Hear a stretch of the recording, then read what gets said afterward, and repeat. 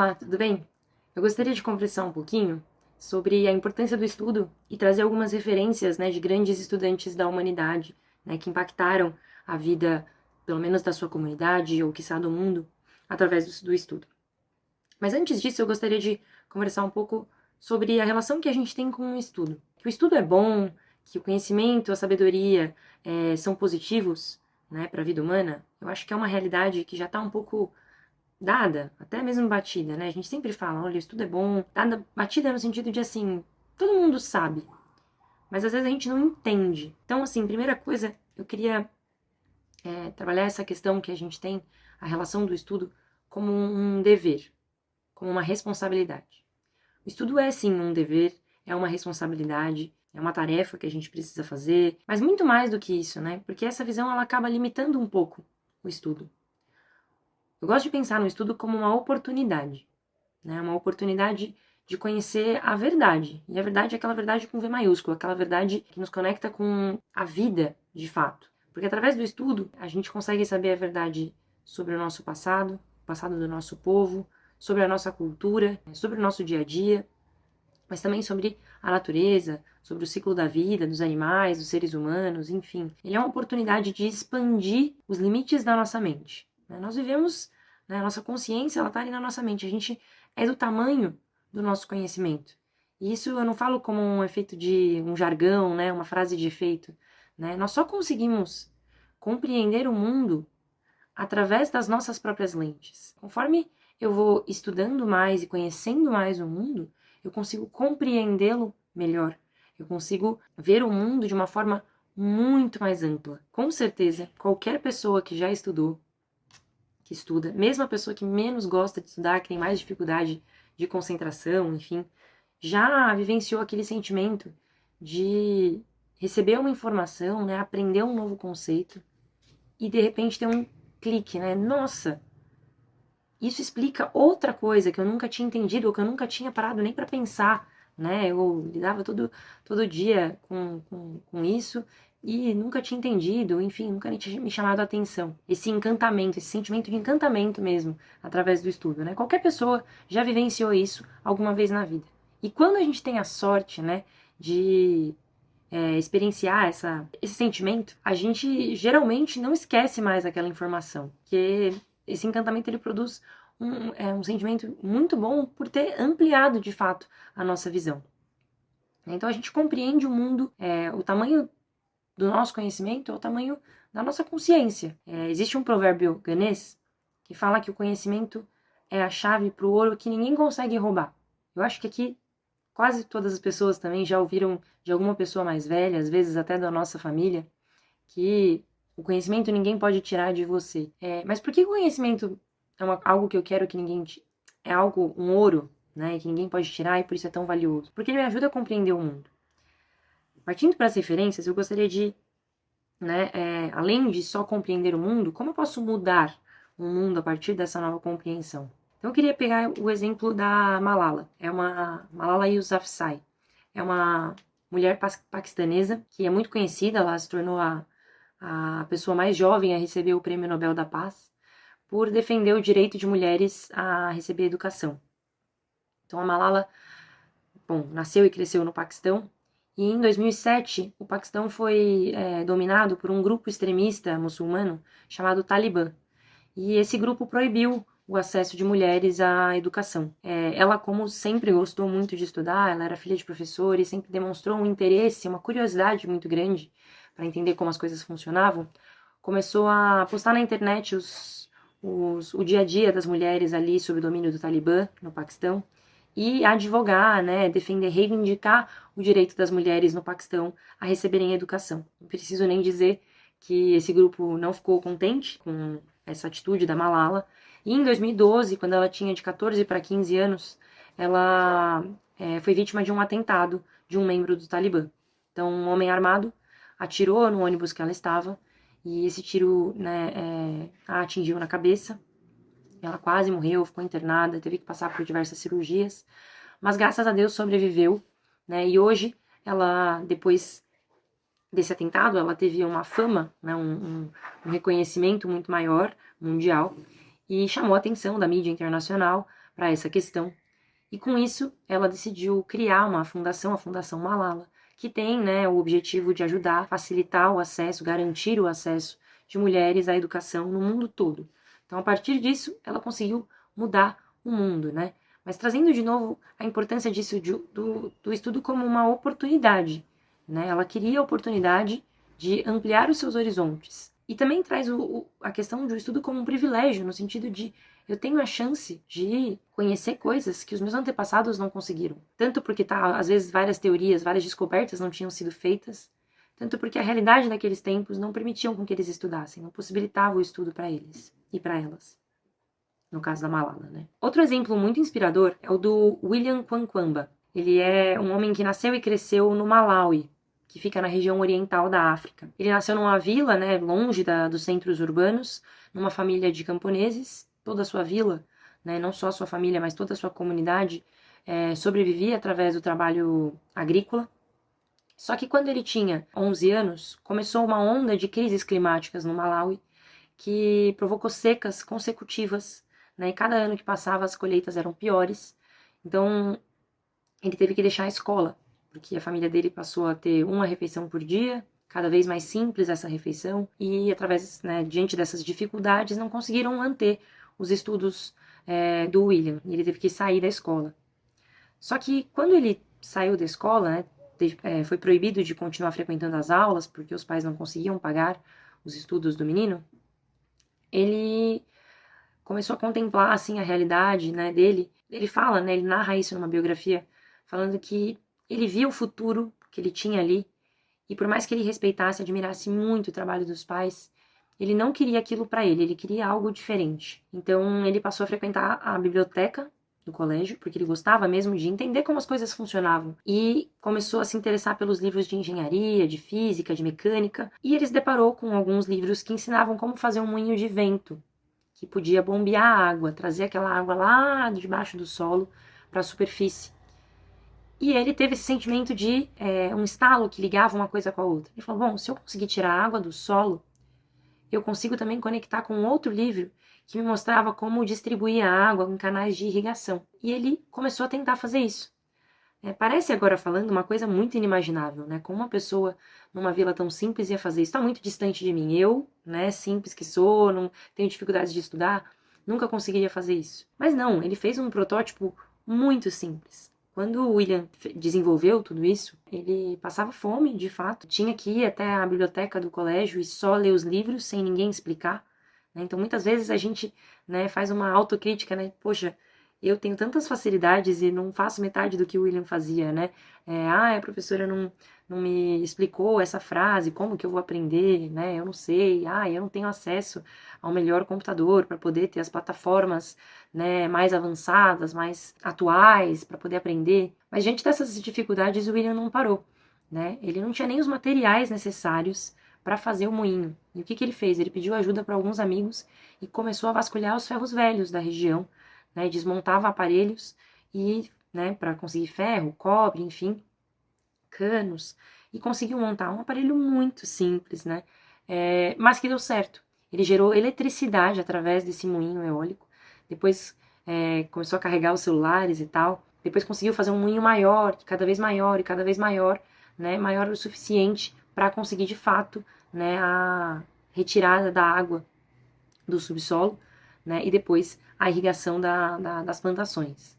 Bom, não preciso dizer que ele chamou a atenção da mídia internacional e isso mudou a vida dele para sempre, né? Recebeu várias oportunidades de estudo.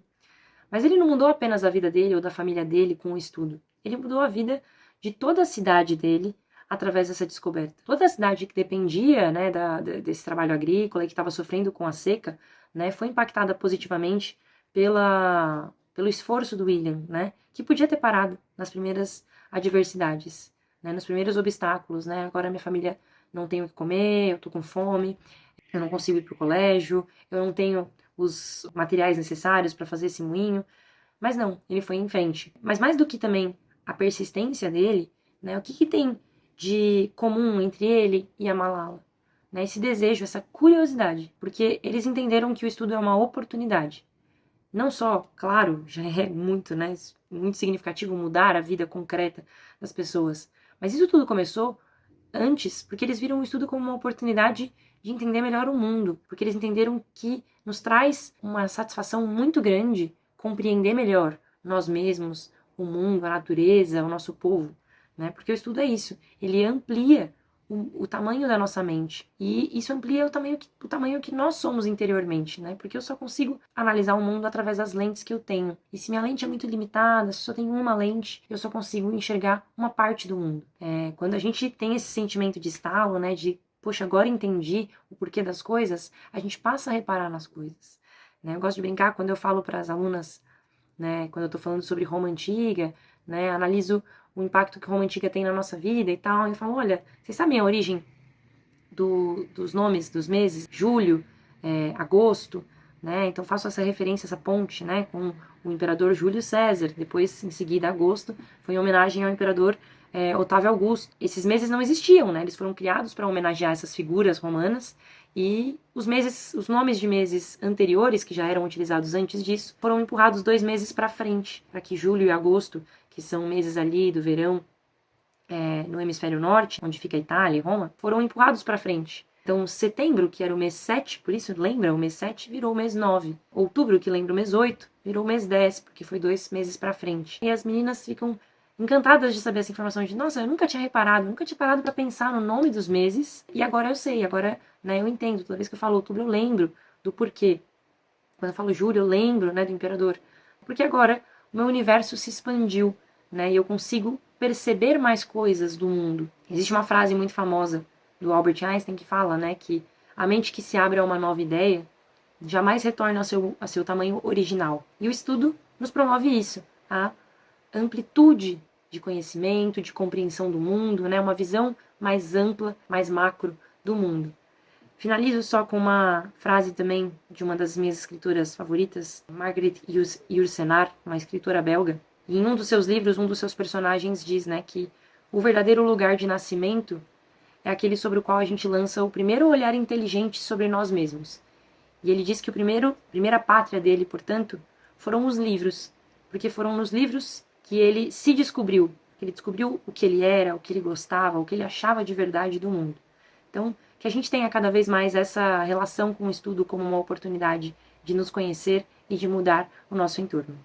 Muito obrigada. Senhoras mamães, senhores papais, senhores vovôs, senhoras vovós, padrinhos e madrinhas, todos os responsáveis dos meninos, das meninas, dos rapazes e moças do Colégio Caminhos e Colinas. Estamos iniciando um novo caderno do nosso curso de formação familiar. O título desse caderno é Deus na vida cotidiana. O objetivo desse curso aqui, desse caderno, é mostrar como que nós nos encontramos com Deus pessoalmente, em todos os momentos comuns da nossa vida. Todos nós acreditamos em Deus, mas é muito comum a gente achar que Deus está lá no céu e eu estou aqui na terra. Ou Deus me criou, me deu corda, antigamente se falava deu corda, né? Hoje em dia a gente poderia falar, colocou uma bateria e soltou a gente por aí, a gente fica andando e tudo bem, Deus está lá cuidando da vida dele. Ou ainda a ideia de que esse encontro com Deus é um encontro que a gente faz em alguns momentos especiais da nossa vida, como por exemplo quando a gente vai rezar, ou quando a gente vai ao templo, a gente vai assistir à missa, ou quando há uma ocasião especial, quando se recebe um sacramento, o batismo, por exemplo. Então aí há um encontro com Deus. Aí eu passo por Deus, Deus passa por mim, a gente se cumprimenta um pouco, conversa um pouquinho, mas logo depois a gente toca a vida para um lado e Deus toca para o outro. Então, essa é uma ideia que, se a gente for pedir para alguém dizer, explicar, as pessoas vão dizer, não, nós estamos com Deus sempre, Deus está presente em todos os lugares, mas só na cabeça da gente. Na verdade, na prática, nós vivemos, nós, pessoas que pretendem ser boas, nós, pessoas que pretendemos ser responsáveis, nós, até pessoas que somos religiosos de alguma forma, nós praticamos a nossa religião, até nós achamos que Deus é uma coisa que a gente encontra de vez em quando. E que ser santo, por exemplo, é uma coisa para pouca gente. Não é uma coisa para todo mundo. E na verdade não é isso. Na verdade, Deus nos criou para sermos santos. Todos nós. Não é o padre, não é o pastor, não é a freira, não é aquela pessoa especial, Madre Teresa de Calcutá, o Papa João Paulo II, esses são santos, mas isso aí é uma categoria especial de gente. Não, Deus criou cada um de nós para ser santo. É sobre isso que nós vamos conversar, né? O mote do nosso curso inteirinho é aquela frase de Jesus: sejam perfeitos como o vosso Pai Celeste é perfeito. Uau. Se eu devo ser perfeito como Deus é perfeito, então eu devo ser santo. Tá bem? Então, o que é a santidade? A santidade, nesse sentido que nós estamos explicando aqui, conversando, a santidade é realizar em nós o projeto de Deus. Nós sempre conversamos isso quando nós temos as nossas reuniões de paz aqui. Alguns de vocês que já tiveram reuniões aqui estão cansados de ouvir isso. A ideia de que cada um de nós, cada um dos seus filhos, cada um de vocês, cada um de nós é uma pessoa única. Ou seja, Deus nos criou como único. Só existe eu como pessoa. Não tem mais ninguém igual a mim. Cada um de nós é único. Existe a pessoa e existe o resto do universo. E Deus tem um plano especial para você que está aí conversando comigo, para o seu filho, para a sua esposa, para o seu sobrinho, para cada um de nós. Um plano, e qual é esse plano? O plano é que cada um de nós atinja um determinado, vamos dizer assim, um determinado fator de crescimento que nos tornará aquilo que Deus quer de nós. E isso que Deus, esse ponto que Deus quer de nós é o que nós chamamos de santidade. E para isso, não é preciso você estar numa categoria especial de gente que vive num convento, ou que faz uma obra de caridade, ou que é um padre. Não, isso se faz no cumprimento do dever cotidiano. O dever cotidiano, esse dever que nós fazemos, que nós temos que cumprir todos os nossos dias, esse nosso dever é o dever que nós temos que cumprir para ser santo.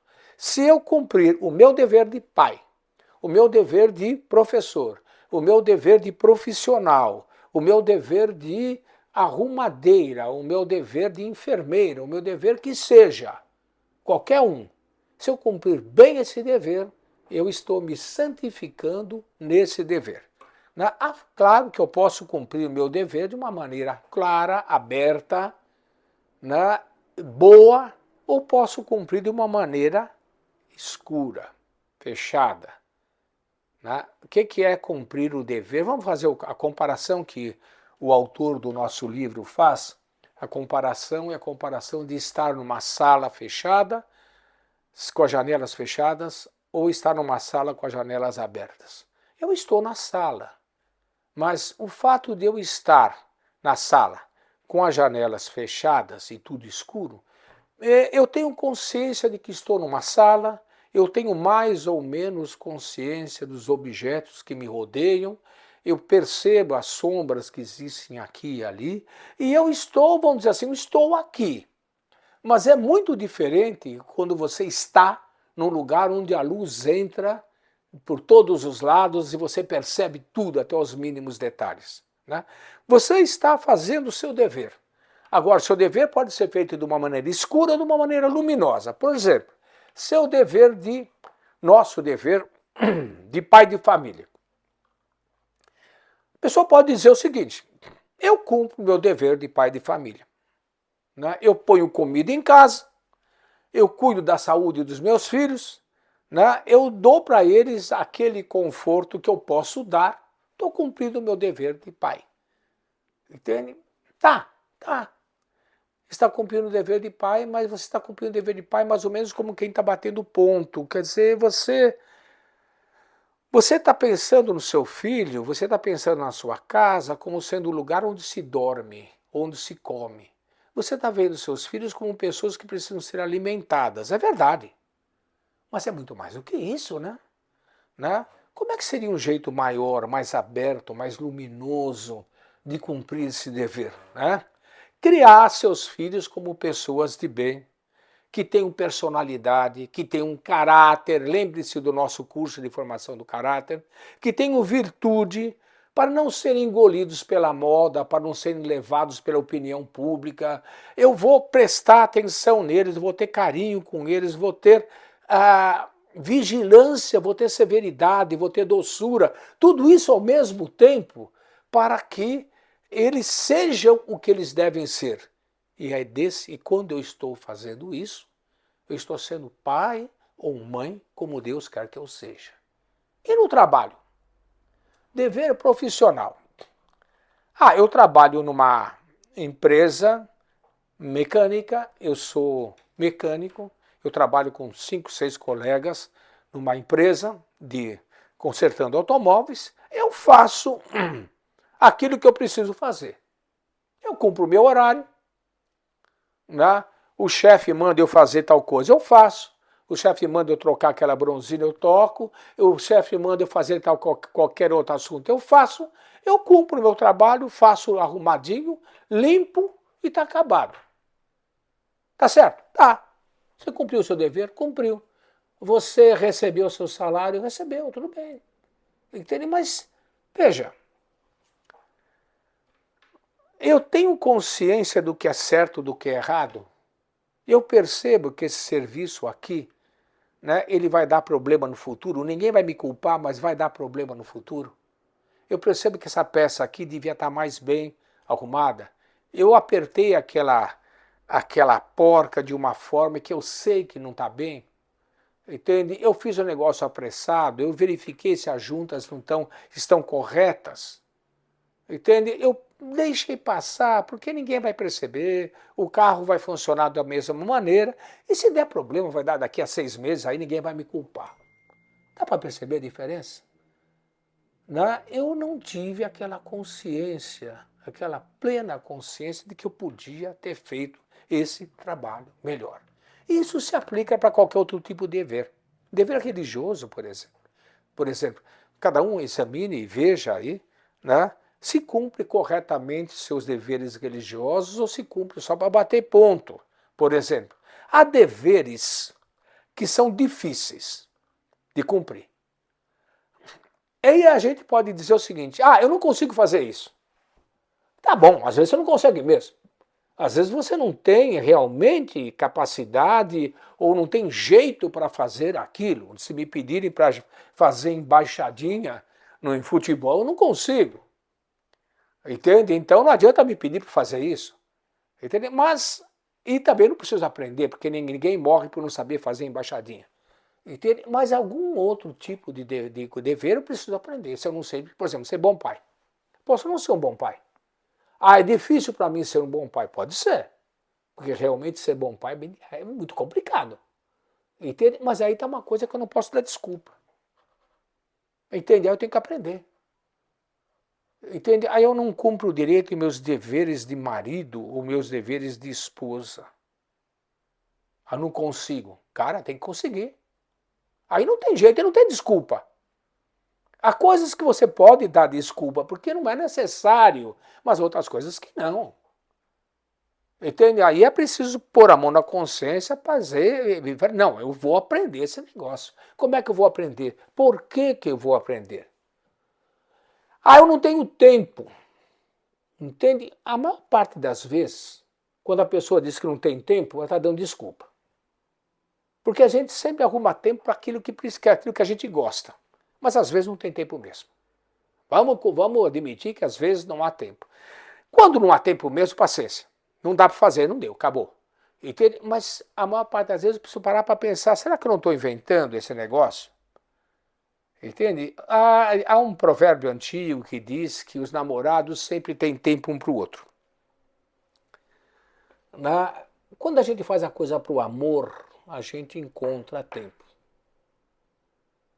Agora mesmo, um pouquinho antes de chegar aqui na escola hoje, eu vim com um Uber e o motorista, ele comentando comigo, conversando, né? Ele disse, eu quero voltar para Paraíba, para o sertão da Paraíba. O meu desejo de vida é viver lá no sertão da Paraíba, aquela vida calma, sossegada. Ele tem um ideal de vida, né, que ele morou no interior da Bahia, agora ele está indo para o interior da Paraíba, porque a esposa dele é de lá. Eu brincando, conversando com ele, perguntei por que você não vai agora? Ele falou, não, a minha filha está estudando medicina. A minha filha precisa de mim agora. Entende? Medicina não dá para ela ficar trabalhando, né, e estudar ao mesmo tempo. Não dá, tem que dedicar o dia inteiro para o estudo. Mas se Deus quiser, esse ano ela passa. Ela está estudando muito, está se dedicando muito a isso. E eu estou sustentando ela, estou mantendo ela. Assim que ela acabar, eu vou para a Paraíba. Vocês estão percebendo? Entende? Veja, a menina está com 20 anos. Ele podia dizer, minha filha que se vire. Entende? Se ela quiser fazer medicina, ela faz. Não, não, minha filha vai ser médica e eu vou me sacrificar para que ela seja médica. Enquanto isso, eu fico aqui. Depois eu vou para Paraíba. Entende? Veja, ele está fazendo a coisa, cumprindo o dever de pai, mais do que seria exigível por um pai cumprir. Ele não está sustentando a filha, está mantendo a filha no estudo para a medicina. Entende? Por quê? Porque ele ama a filha dele, está fazendo as coisas por amor. E quando a gente faz as coisas por amor, a gente sempre arruma tempo para fazer. Né? E fazer com elegância. Às vezes a gente cumpre o dever, mas cumpre com cara feia. Entende? Outra forma de santificar o nosso trabalho, de santificar o nosso dever, é cumprir o nosso dever com elegância. A diferença entre cumprir o dever e cumprir com elegância é mais ou menos a diferença do jogador de futebol, do atacante que está correndo, ele tropeça na bola, entende? E a bola entra e ele meio que entra junto no gol também, junto com a bola. Né? E a gente fala, valeu o gol? Valeu. Mas foi um gol feio para burro, né? Do que um gol bonito, feito com elegância, de um Messi, para quem é mais velho e conheceu essas joias do futebol, né? De um Rivelino, de um Pelé. Eu sei que o pessoal mais novo nem sabe, nem lembra disso, mas para quem viu essas jogadas, perceber que isso é ser elegante. Né? Isso é marcar um gol com categoria, com elegância. Entende? Nosso dever deve ser cumprido com categoria, com elegância e com amor. Em primeiro lugar, cumprir. Como é que a gente cumpre um dever por amor? Em primeiro lugar, agradecendo a Deus. Meu Deus, o Senhor me deu esse serviço, o Senhor me deu esse dever, eu vou cumpri-lo bem. Eu vou cumpri-lo bem oferecendo esse dever para o Senhor. Eu vou transformar esse dever em oração. Continuem lendo a apostila, o livro. Eu ainda estou no capítulo 5, aqui estou na metade, eu devia até o 10, né? Mas já acabou o nosso tempo aqui. E esse assunto é um assunto maravilhoso. Eu aconselho que vocês leiam e que vocês também conversem com os filhos de vocês sobre isso. Como cumprir bem o nosso dever e como transformar o nosso dever em oração. Leiam, conversem com os filhos de vocês. Tá bem? Até mais.